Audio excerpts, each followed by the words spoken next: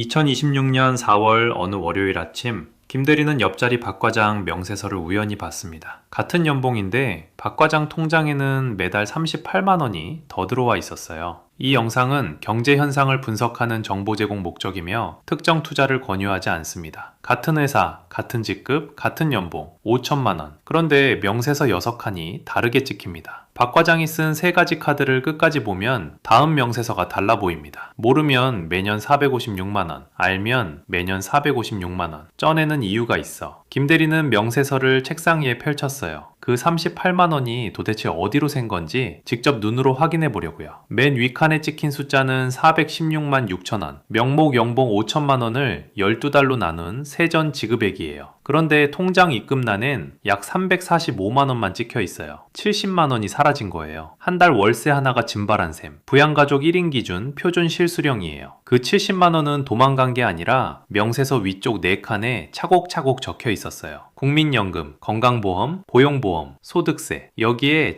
장기요양보험과 지방소득세가 조용히 따라붙어서 한국 직장인 명세서의 공제칸은 사실상 6칸이 표준이에요. 이 6칸의 정체를 한 줄로 줄이면 이래요. 월급이 통장에 닿기 전에 먼저 빠져나가는 6개의 관문. 급여 명세서는 입국 심사대 같은 거예요. 5천만 원이라는 여행객이 통장이라는 목적지까지 가는 길에 6개의 데스크를 차례로 통과해야 해요. 각 데스크는 조용히 도장을 찍고 조금씩 떼어가요. 마지막 게이트에 도착했을 때 가방은 처음 무게가 아니에요. 여기서 많은 사람이 오해해요. 이걸 회사가 떼어가는 거 아니야? 아니요. 회사는 지급자일 뿐이에요. 진짜 수취인은 국가예요. 돈의 주인은 매달 바뀌는 거죠. 내 월급의 첫 번째 지분은 언제나 국가가 가져가요. 그런데 이건 직원 쪽에서만 본 이야기예요. 회사 입장에서 뒤집어 보면 숫자가 또 달라요. 회사는 김대리를 5천만 원에 쓰겠다고 적었지만 실제로 지출하는 돈은 약 5,700만 원이에요. 사라진 700만 원은 명세서에 한 글자도 찍혀 있지 않아요. 약속은 5천만 원, 내가 받는 건 345만 원, 회사가 쓰는 건 5,700만 원. 숫자 3개가 다 달라요. 이게 급여 명세서의 첫 번째 진실이에요. 연봉은 하나의 숫자처럼 보이지만 월급은 지급자와 수취자 사이에 놓인 6칸짜리 다리예요. 그 다리를 건너면서 돈은 이름을 여러 번 바꿔요. 자, 그럼 6칸을 둘로 쪼개봅시다. 4칸은 어느 나라 직장인 명세서에도 똑같이 있어요. 2칸이 한국에만 있습니다. 보편 파트는 2덩어리예요. 하나는 사회보장기여금, 우리 돈으로 치면 국민연금, 건강보험, 고용보험 성격의 칸이에요. 독일, 프랑스 명세서에도 이름만 다르지 이 줄은 있어요. 늙고 아프고 실직하는 일은 어느 나라 사람도 다 겪거든요. 두 번째는 누진 소득세, 많이 벌수록 세율이 한 칸씩 올라가는 그 규칙. OECD 대부분 공통입니다. 우리 기준으로 과세 표준 1,400만원 이하는 6%, 5천만원 이하 구간은 15%, 8,800만원 이하 구간은 24%로 올라가요. 여기서 많은 분이 오해해요. 내가 그 구간에 진입하면 전체 소득의 24%를 떼는 거 아니냐고. 아닙니다. 구간별로만 적용돼요. 1,400만원까지는 여전히 6%, 그 위부터 5천만원까지는 15%, 그 위부터만 24%. 층마다 통행료가 다른 거지 꼭대기 통행료를 바닥부터 다 내는 게 아니에요. 여기까지는 세계 공통이에요. 그럼 여기서 반론이 나올 수 있어요. 한국이 제일 세금 많이 뗀다던데요? 통계로 보면 그 반대입니다. OECD가 매년 내는 2024년 지표에서 한국 직장인 평균 세율은 16% 선이에요. OECD 평균은 약 35%, 한국은 최저권입니다. 독일, 프랑스, 벨기에 같은 유럽 나라들은 40%대예요. 숫자만 놓고 보면 한국 직장인이 더 많이 가져가는 쪽에 가까워요.